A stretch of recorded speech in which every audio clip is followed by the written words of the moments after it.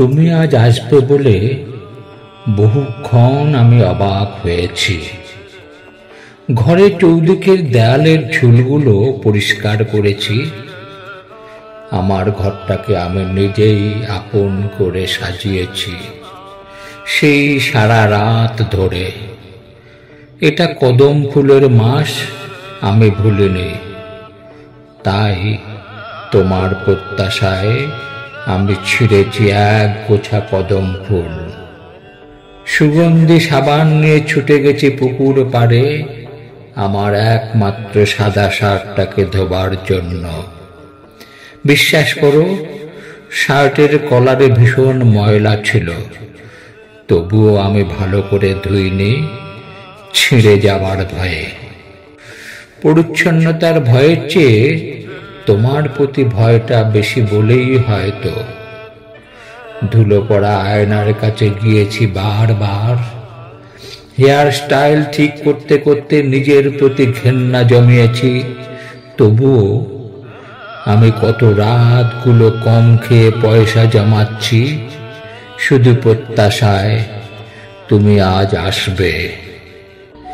নিজের জীবনের চেয়ে ভালোবাসার মূল্য নাকি অনেক বেশি,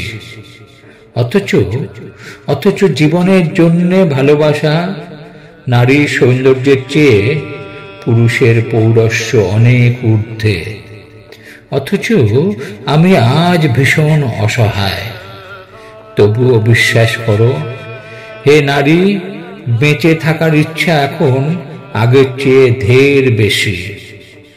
তোমার চিঠিতে তুমি উল্লেখ করেছ শনিবার তুমি আসছো, তাই সমস্ত শনিকে কাটিয়ে সেই শনির অপেক্ষায় ছিলাম। আজকের এই দিনে আমি স্বর্গে যেতেও রাজি নই। আজ আমি স্বর্গকে উৎসর্গ করলাম।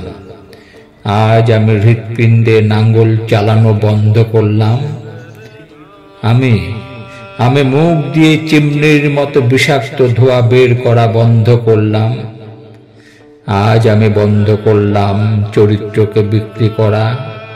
যদি কোনোদিন মনে হয় আমার হৃৎপিণ্ডে দূষিত রক্ত আছে, যদি কোনোদিন মনে হয় আমার ফুসফুসে বিষাক্ত ধোঁয়া আছে, যদি কোনোদিন মনে হয় আমার চরিত্রে কলঙ্ক আছে, তবে সেদিন আমার বিশ্বাসে তোমার 20 দাঁত বসিয়ে দিও। আমি সব আসনে থেকে নির্বিধায় সেই বিষ গ্রহণ করব।